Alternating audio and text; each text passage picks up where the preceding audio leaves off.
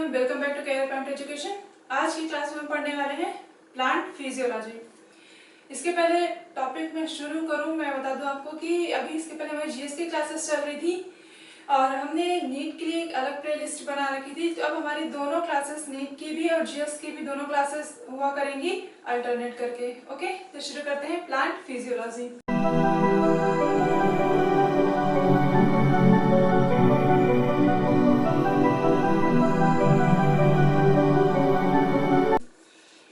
Plant physiology में हम पढ़ेंगे प्लांट के बारे में, parts of plant. Parts of plant. Plant होता है, उसके कौन कौन से भाग होते हैं। तो पहले हम देख लेते हैं प्लांट का जो एक बेसिक स्ट्रक्चर होता है, प्लांट किस तरह से होता है। वैसे तो सबको पता है, इतना बेसिक तो पता होता है सभी को, लेकिन यहाँ पे हम फिजियोलॉजी शुरू करने जा रहे हैं तो बिल्कुल हम एकदम बेसिक से शुरू करेंगे। तो एक बार मैं आपको बता देती हूँ। जैसे ये हो गया प्लांट। प्लांट कहाँ होता है? मिट्टी में होता है। उसकी रूट्स कहाँ होती हैं? मिट्टी के अंदर होती हैं। और इस तरह से मिट्टी के ऊपर, सॉइल के ऊपर क्या होता है? उसका स्टेम होता है। इस तरह से लीव्स पाई जाती हैं।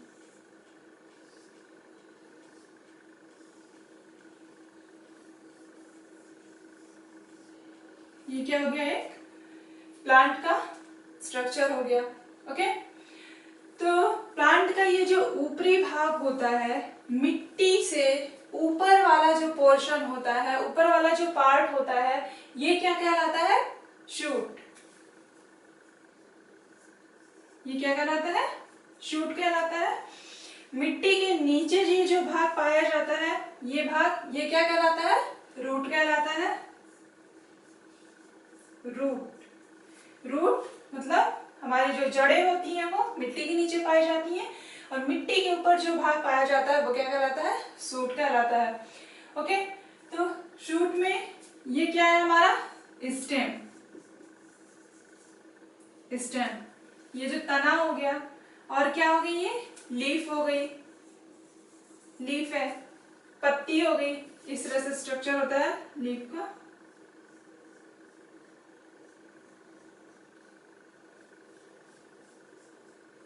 इस तरह से। ओके, फिर क्या होता है? ये फ्लावर हो गया। ठीक, फ्लावर। फ्लावर हो गया। ओके, तो इसमें रूट का क्या काम होता है? रूट किसका काम करती है? रूट जो प्लांट होता है वो जो छोटा होता है, उसे बढ़ने के लिए, उसको जीवित रहने के लिए क्या चाहिए होता है? मिनरल्स चाहिए होता है, फूड मटेरियल चाहिए होता है। मतलब एक बेसिक रिक्वायरमेंट जो होती है प्लांट की, कि उसे क्या चाहिए होता है? पानी चाहिए होता है, मिनरल्स चाहिए होते हैं, और कई सारे न्यूट्रिशंस चाहिए होते हैं। किसके लिए? उसके ग्रोथ के लिए। ये सारी चीजें प्लांट को किससे मिलती हैं? सॉइल से मिलती हैं, मिट्टी से मिलती हैं। ठीक है, तो मिट्टी से जो भी चीजें प्लांट को मिलती हैं वो किसके थ्रू मिलती हैं? रूट्स के थ्रू मिलती हैं, जड़ों के द्वारा मिलती हैं। ठीक है, ये रूट क्या करती है? ये वाटर हो गया, मिनरल्स हो गए, इन सभी को एब्जॉर्ब करती है और कहाँ तक पहुंचाती है? वाटर हो गया, मिनरल्स हो गए, तो वाटर और मिनरल को एब्जॉर्ब करती है। एब्जॉर्ब करके कहाँ पहुंचाती है? स्टेम तक पहुंचाती है। स्टेम क्या? प्लांट के सभी भाग में पहुंचाती है। तो ये वाटर और मिनरल्स कहाँ पे जब पहुंचते हैं? लीफ में पहुंचते हैं। तो लीफ क्या करती है? फोटोसिंथेसिस की प्रोसेस कहाँ होती है? लीफ में ही होती है, पत्ती में ही होती है। तो पत्ती जो होती है, लीफ जो होती है, क्या करती है? वाटर और मिनरल का, उसी वाटर और मिनरल का यूज करके, ओके, ये जो यहाँ तक लीफ तक गया है वाटर मिनरल, इसी का यूज करके क्या करती है? फोटोसिंथेसिस की प्रोसेस करती हैं। फोटोसिंथेसिस की प्रोसेस का यूज करके क्या करती हैं? फूड मटेरियल का निर्माण करती हैं, या फूड मटेरियल प्रिपेयर करती हैं। कौन? लीव्स जो होती हैं। ठीक है, तो फोटोसिंथेसिस की प्रोसेस के द्वारा जब फूड मटेरियल का प्रिपरेशन होता है वो कहाँ पे होता है, हमारे लीव्स में होता है। लीव्स क्या करती हैं, फूड मटेरियल प्रिपेयर करती हैं। उसके बाद ये जो फूड मटेरियल होता है पौधे के सभी भागों में क्या होता है, पहुंचा दिया जाता है। ठीक है, बहुत लंबी प्रोसेस होती है उसमें कि ये जो पानी ले जाने का काम कौन करता है, फूड मटेरियल जो प्रिपेयर होता है, प्रिपेयर लीफ में होता है, क्योंकि क्लोरोफिल कहाँ पे होता है, लीफ में पाया जाता है। ठीक है, तो उस फूड मटेरियल को प्लांट्स के बाकी भाग में कौन ले जाता है, यही सारी चीजें हम इसमें डिस्कस करने वाले हैं। और क्या, ये जो फ्लावर है, ठीक है, प्लांट में ये जो फ्लावर है, तो ये फ्लावर जो होता है हमें रूट का और लीव्स का तो काम पता चल गया और स्टेम का काम पता चल गया कि रूट क्या काम करती है, स्टेम का काम क्या होता है और ये जो लीव्स होती हैं उनका क्या काम होता है। अब यहाँ पे हम देखेंगे फ्लावर जो है वो, फ्लावर का क्या काम है, फ्लावर क्या होता है, रिप्रोडक्टिव ऑर्गन होता है,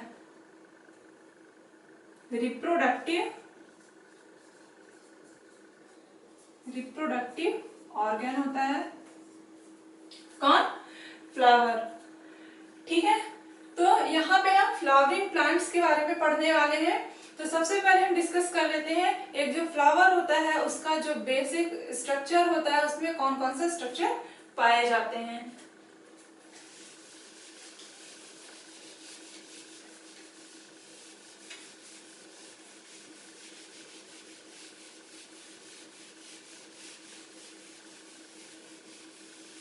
यहाँ पे मैं बता देती हूँ structure of flower, structure of flower, flower का जो एक बेसिक स्ट्रक्चर होता है वो किस तरह का होता है। तो जो एक फ्लावर होता है वो कैसा होता है,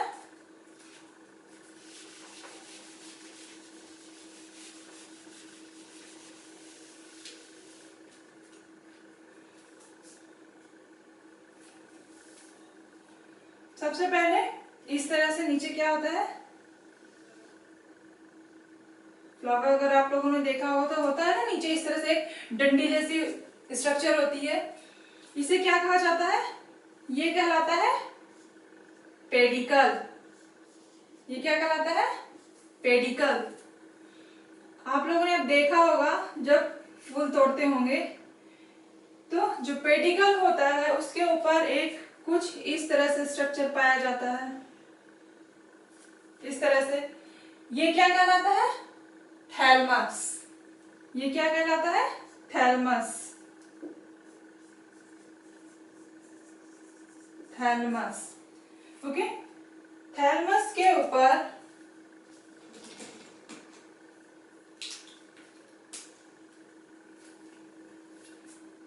इस तरह से हमारा फ्लावर लगा रहता है, इस तरह से फ्लावर लगा रहता है, या इस तरह से जो लीफ पाई जाती हैं या पंखुड़ियां जिसे कह सकते हैं, लीफ तो सही नहीं होगा, पंखुड़ियां जो पाई जाती हैं इन्हें क्या कहा जाता है, पेटल्स, पेटल्स। ये क्या है, पेटल्स। अब आप लोगों ने देखा होगा थैलमस के नीचे कुछ छोटे छोटे कुछ इस तरह से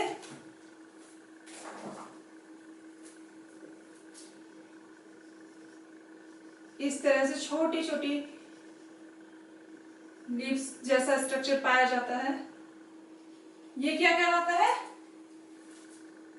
ये कहलाते हैं सेपल्स, सेपल्स। ओके, अब हमने क्या बताया, प्लांट फ्लावर क्या होता है, प्लांट का रिप्रोडक्टिव ऑर्गन होता है। ठीक है, रिप्रोडक्टिव ऑर्गन है, तो इसमें मोस्ट इंपॉर्टेंट थी यहाँ पे क्या पाया जाएगा, एक इस तरह से स्ट्रक्चर पाया जाता है,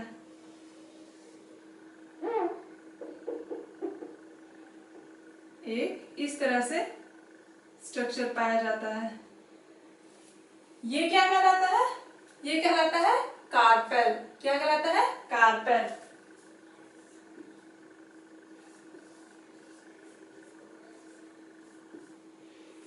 कार्पेल कहलाता है। अब आप लोगों ने देखा होगा कार्पेल के चारों ओर इस तरह से, कुछ इस तरह से स्ट्रक्चर पाए जाते हैं। ये क्या कहलाते हैं? ये कहलाता है स्टामेन। ये क्या कहलाता है? स्टामेन। स्टामेन कहलाता है। ठीक है, इसे ब्लैक से बना देती हूं मैं, अलग से विजिबल होगा ज्यादा। ओके, तो ये क्या हो गया? पार्ट ऑफ फ्लावर या स्ट्रक्चर ऑफ फ्लावर हो गया। तो कौन कौन सी चीजें हमें? सेपल्स हो गए, ये क्या हो गए? पेटल्स हो गए, ये कार्पेल हो गया, और ये स्टामेन। चार चीजें मेन हैं। कौन कौन सी? स्टामेन, कार्पेल, सेपल्स और पेटल्स। पेटल्स, ठीक है। अब हम देखेंगे ये क्या होता है। इसमें देखा होगा, जैसा कि अभी मैंने बताया, पेडिकल होता है, डंठल जैसा स्ट्रक्चर होता है, ये नीचे पाया जाता है, जिसपे क्या होता है? थैलमस, जिसके ऊपर पाया जाता है, जहां पे फ्लावर लगा हुआ होता है। थैलमस के नीचे ये छोटे छोटे से स्ट्रक्चर पाए जाते हैं, ये क्या कहलाते हैं? सेपल्स कहलाते हैं। ग्रीन कलर के, बहुत छोटे छोटे से ग्रीन कलर के लीफ जैसे होते हैं, ये सेपल्स कहलाते हैं। सेपल्स के बाद ये क्या पाए जाते हैं? पेटल्स पाए जाते हैं। पेटल्स जो होते हैं ये क्या होते हैं? ये कलरफुल भाग होता है। जो फ्लावर्स होते हैं, फ्लावर्स के जो कलरफुल भाग होता है वो क्या होता है? वो पेटल्स होते हैं। उसकी जो पंखुड़ियां होती है, फूल की एक एक पंखुड़ी होती है, वो क्या? पेटल्स कहलाती है। तो पेटल्स के बीच में इस तरह से फ्लावर की जो स्ट्रक्चर पाया जाता है, कार्पेल कहलाता है। और ये क्या होता है? फीमेल रिप्रोडक्टिव ऑर्गन होता है। ओके, ये जो कार्पेल होता है ये कैसा होता है? फीमेल रिप्रोडक्टिव ऑर्गन होता है। और ये जो स्टामेन होता है ये क्या होता है? ये मेल रिप्रोडक्टिव ऑर्गन होता है। क्लियर? कार्पेल होता है फीमेल रिप्रोडक्टिव ऑर्गन और स्टामेन होता है male reproductive organ.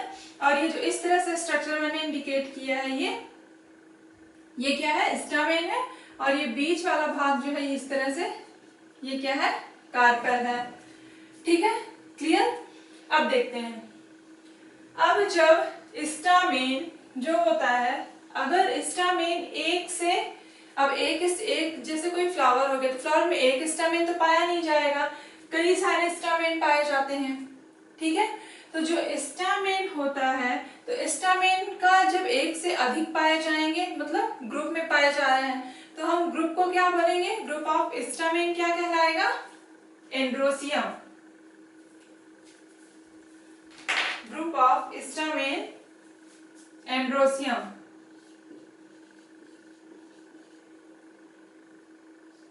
Androecium, androecium. ठीक है, अब देखेंगे कार्पेल। कार्पेल अभी जैसे क्या है? एक है। ठीक है, जो ग्रुप ऑफ कार्पेल रहेगा, अगर एक कार्पेल है तो कोई बात नहीं, अगर एक से ज्यादा कार्पेल है तो वो क्या कहलाएगा? गाइनोसियम। गाइनोसियम कहलाएगा। सेपल्स, ग्रुप ऑफ सेपल्स क्या कहलाता है? कैलिक्स। क्या कहलाएगा? कैलिक्स। ग्रुप ऑफ पेटल, यानी कि जो पेटल कलरफुल भाग जो होता है ये वाला, इसका ग्रुप क्या कहलाएगा? जब ये कई सारे होते हैं तो ये क्या कहलाता है? कोरोला। कोरोला। ओके, तो ये चार चीजें इंपॉर्टेंट है किसी फ्लावर के स्ट्रक्चर में। ओके, कौन कौन सा? Stamen, carpel, petals and sepals. Clear? अब स्टामेन का जो ग्रुप होता है वो क्या कहलाता है?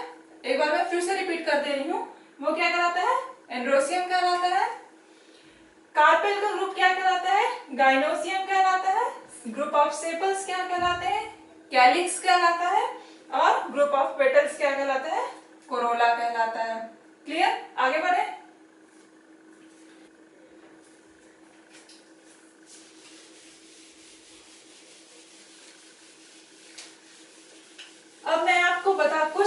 टर्म्स बता देती हूँ यहाँ पे जो आपके लिए बहुत यूजफुल होने वाले हैं।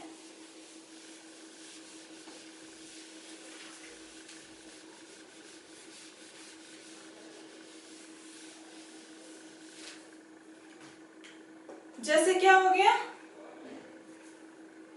यहाँ पे बताया हमने कि कार्पल क्या होता है, वो फीमेल रिप्रोडक्टिव ऑर्गन होता है, ठीक है। स्टामेन क्या होता है, मेल रिप्रोडक्टिव ऑर्गन होता है।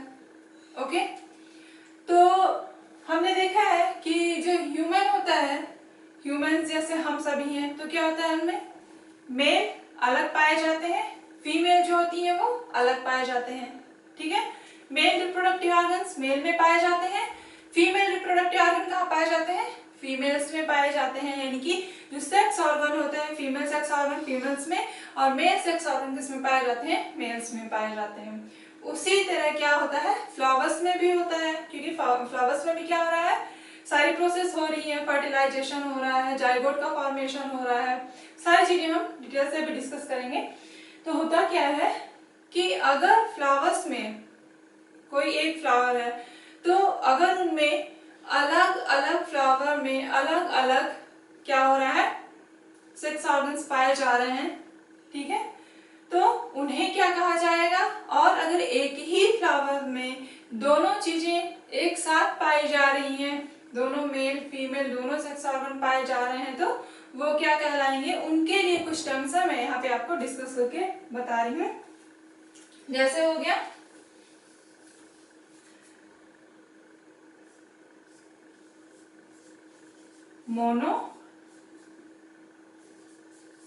मोनोसियस, ठीक है, monoecious, bisexual and hermaphrodite.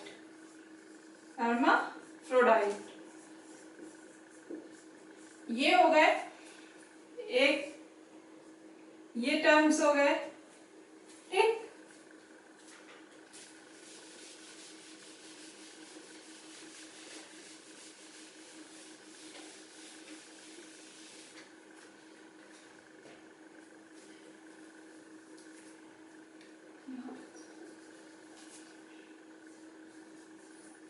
Okay,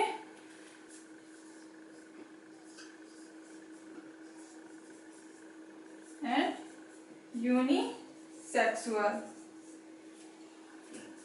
ये टर्म्स कब यूज किए जाते हैं और ये टर्म्स कब यूज किए जाते हैं, ठीक है। अभी अगर टर्म्स को हम समझ लेंगे तो हमें टॉपिक को समझने में बहुत आसानी होगी। तो ये जो मोनोसियस है, बाइसेक्सुअल है और हर्माफ्रोडाइट है, इस टर्म का यूज कहाँ पे किया जाता है, और डायसियस और यूनिसेक्सुअल है, इस टर्म का यूज कब किया जाता है, तो जब मेल और फीमेल अलग अलग पाए जाते हैं, ठीक है। जब मेल और फीमेल सेक्स ऑर्गन्स अलग अलग पाए जाते हैं, मेल फीमेल अलग अलग पाए जाते हैं, तो वो क्या कहलाता है, यूनिसेक्सुअल कहलाता है, या डायसियस वर्ड हम डायसियस टर्म का यूज करते हैं, ठीक है। डायसियस और यूनिसेक्सुअल इन दोनों का यूज किया जाता है जब मेल फीमेल अलग अलग होते हैं, मेल अलग और फीमेल अलग अलग होते हैं, ठीक है। मेल और फीमेल क्या है, अलग अलग होते हैं, तो फिर हम किस टर्म का यूज करते हैं, डायसियस और यूनिसेक्सुअल का यूज करते हैं। जैसा कि ह्यूमन में होता है, मेल अलग होते हैं, फीमेल अलग होती है, फीमेल सेक्स ऑर्गन अलग होता है, मेल सेक्स ऑर्गन अलग होता है, ठीक है। अब मोनोसियस क्या होता है, बाइसेक्सुअल क्या होता है, हर्माफ्रोडाइट क्या होता है, ठीक है। तो जब क्या होता है, एक ही फ्लावर में क्या होता है, दोनों ऑर्गन प्रेजेंट होते हैं, मेल और फीमेल दोनों ही पाए जाते हैं, एक साथ पाए जाते हैं, तो वो क्या कहलाते हैं, वो मोनोसियस कहलाता है, बाइसेक्सुअल कहलाएगा या हर्माफ्रोडाइट। इन तीनों टर्म्स का जो यूज होता है वो एक ही चीज के लिए किया जाता है, एक ही, अगर जहाँ पे मोनोसियस यूज है, बाइसेक्सुअल यूज है और हर्माफ्रोडाइट यूज है, तो मतलब किस वहां पे हम समझ जाएंगे किसके लिए यूज किया गया है, कि मेल और फीमेल सेक्स ऑर्गन या मेल और फीमेल क्या है, एक ही साथ पाए जा रहे हैं, या एक ही ऑर्गेनिज्म में दोनों सेक्स ऑर्गन्स पाए जा रहे हैं। क्लियर? चले आगे।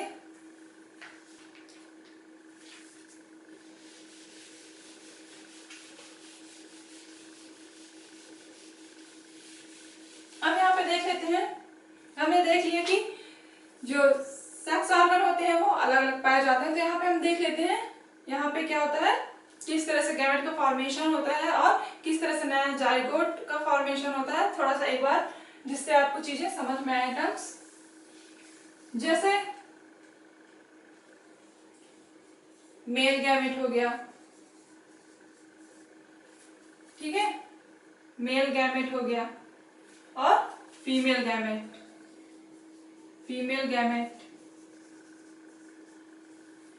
मेल गैमेट का फॉर्मेशन किससे होगा? मेल से होगा। फीमेल गैमेट का फॉर्मेशन किससे होगा? फीमेल फ्लावर से होगा, ठीक है, या फीमेल फ्लावर से होगा, या फिर किससे होगा? फीमेल सेक्स ऑर्गन से होगा, ठीक है। मेल गैमेट का फॉर्मेशन कहां से होगा? मेल फ्लावर से होगा, या किससे होगा? मेल गैमेट से होगा। क्लियर?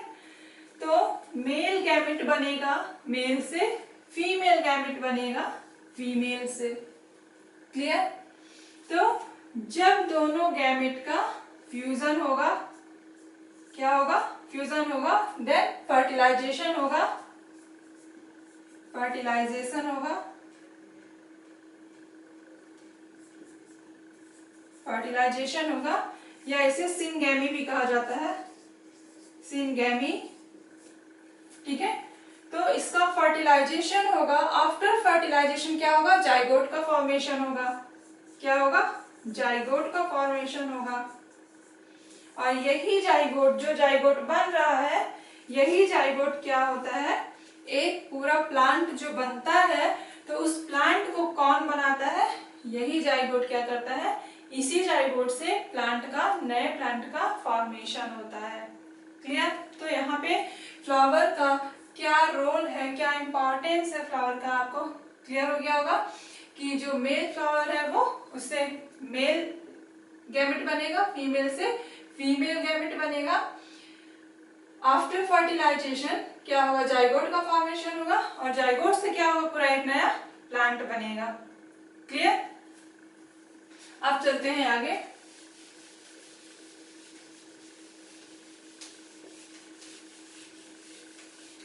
यहाँ पे हम देख लेंगे कि कार्पेल का क्या स्ट्रक्चर होता है और स्टामेन का क्या स्ट्रक्चर होता है।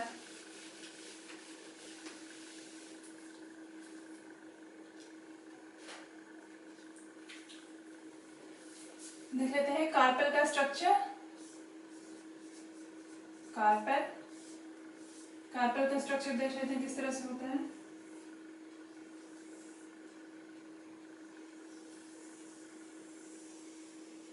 कार्पेल क्या होता है? फीमेल पार्ट होता है। तो हम इसका स्ट्रक्चर पहले देख लेते हैं। इस तरह से होता है इसका।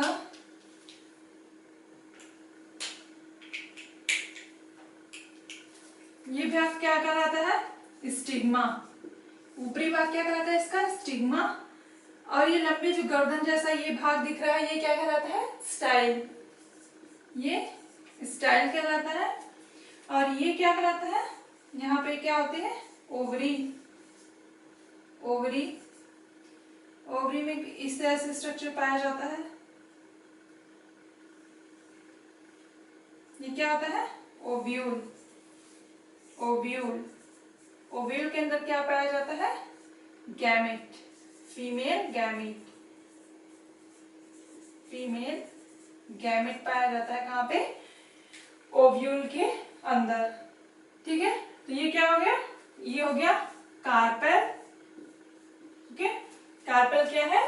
फीमेल पार्ट होता है, फीमेल पार्ट।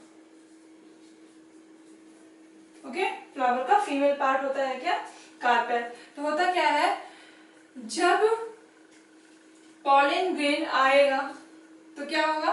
वो स्टिग्मा के थ्रू आएगा और कहाँ पे जाएगा? स्टाइल में जाएगा। स्टाइल से होते हुए वो कहाँ पहुंचेगा? ओवरी में पहुंचेगा। ओवरी में क्या है?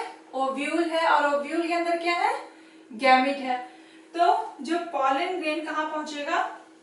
गैमेट के पास पहुंचेगा। तो मेल गैमेट और फीमेल गैमेट का क्या होगा? फर्टिलाइजेशन होगा, एंड आफ्टर फर्टिलाइजेशन क्या होगा? यहीं पे जाइगोट का फॉर्मेशन होगा, और जाइगोट क्या करेगा? एक नया प्लांट बनाएगा, या जो जाइगोट होता है उसमें नया प्लांट बनाने की क्षमता होती है। ठीक है। और ये प्लेसेंटा का काम क्या होगा? ये प्लेसेंटा न्यूट्रिशन प्रोवाइड करेगा, इसको बढ़ने के लिए क्या करेगा? न्यूट्रिशन प्रोवाइड करेगा। ये काम होगा किसका? प्लेसेंटा का। ये हो गया कार्पल का स्ट्रक्चर हो गया। ठीक है। अब हम देख लेते हैं किसका स्ट्रक्चर? स्टामेन का क्या स्ट्रक्चर होता है। जैसे ये हो गया स्टामेन। स्टामेन का स्ट्रक्चर कुछ इस तरह से होता है, कुछ इस तरह से होता है। ये वाले भाग क्या कहलाते हैं?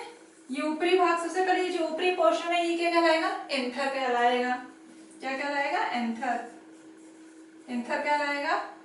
और ये जो एंथर है, एंथर में ये क्या कहलाएंगे? ये जो दो आपको ये अलग अलग दो भाग दिख रहे होंगे, ये अलग अलग क्या कहलाएंगे?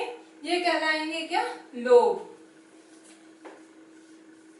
लोब। ओके। अब लोब में, अब ये एक लोब ये हो गया और एक लोब ये हो गया। एक लोब ये हो गया यहाँ पे, और एक लोब हो गया ये यहाँ पे। अब क्या होगा? इस लोब में भी, हर एक लोब में बीच से इस तरह से पार्टीशन होता है, इस तरह से पार्टीशन होता है। ठीक। इसे मैं अलग अलग कलर से इंडिकेट कर रही हूं। ये क्या हो गया? ग्रीन। आधा भाग क्या हो गया? रेड। ये जो भाग बीच से डिवाइड है, ये जो बीच से डिवाइड है, ये जो डिवाइड किया गया है ये बीच से, तो इसका एक पार्ट जो होता है, जैसे इसका केवल ग्रीन वाला पार्ट एक भाग, ये क्या कहलाएगा? थीका कहलाता है। क्या कहलाता है? थीका कहलाएगा। और हर एक लोब में कितने थीके हैं? दो। ठीक है। यहाँ पे लोब कितने हैं? दो लोब हैं, एक इस तरह से है और एक इस तरह से। और हर लोब में क्या है? इस तरह से डिवाइड है हर लोब, मतलब इस तरह से अलग अलग। तो इसका जो एक पार्ट है ये क्या कहलाता है? थीका कहलाता है। तो एक लोब में कितने थीके हैं? दो थीके हैं। तो ये क्या कहलाएगा? डाइथीकस कहलाएगा। क्या कहलाता है? डाइथीकस। डाइथीकस। क्यों? क्योंकि each lobe has two thecas. Okay. And anther has two lobes. Okay. तो ये हो गया। और एंथर जो है, ये स्टामेन जो है, ये क्या होता है? मेल पार्ट होता है फ्लावर का। क्लियर? अब आगे चलते हैं।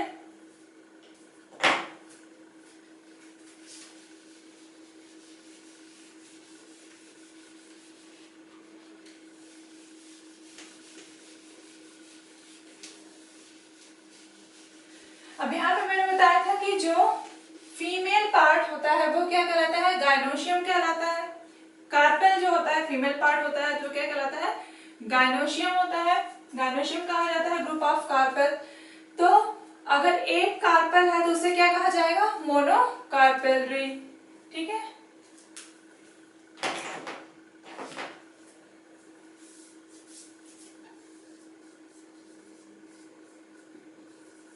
गाइनोशियम अगर एक है, कार्पेल अगर एक है, तो क्या कहलाएगा?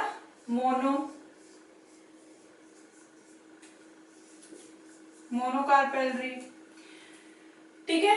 अगर एक से ज्यादा है उस कंडीशन में क्या कहलाएगा? Multi carpellary. Multi carpellary. ठीक है। अब इसमें भी कंडीशन है। क्या कंडीशन है? यहाँ पे इसको ध्यान से आपको समझना है, क्योंकि जब इसमें आगे हम सारी चीजें डिस्कस करेंगे तो ये जो टर्म्स यूज हो रहे हैं यहाँ पे, या जितने भी टर्म्स यूज किए जा रहे हैं, जितने भी मैंने यहाँ पे बताए हैं, ये आगे आपके लिए बहुत यूजफुल होंगे।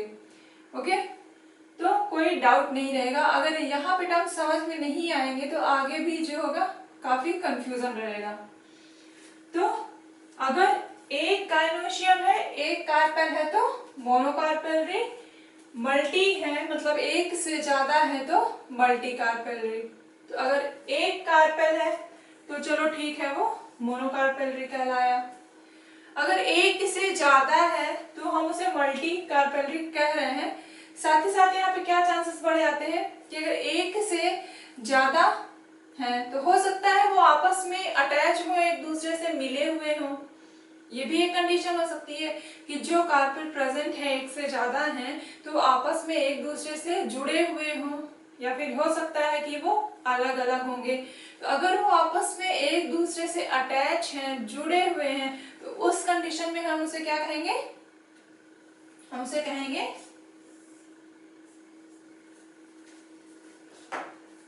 अगर फ्यूज्ड कार्पेल है, अगर फ्यूज्ड कार्पेल है तो उस कंडीशन में हम उसे क्या कहेंगे? हम उसे कहेंगे सिनकार्पेली, सिनकार्पेली, उसे कहेंगे सिनकार्पेली। और अगर क्या है?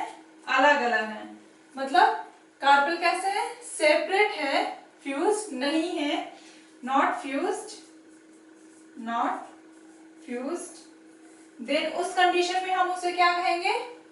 एपोकार्पेली, एपोकार्पेली।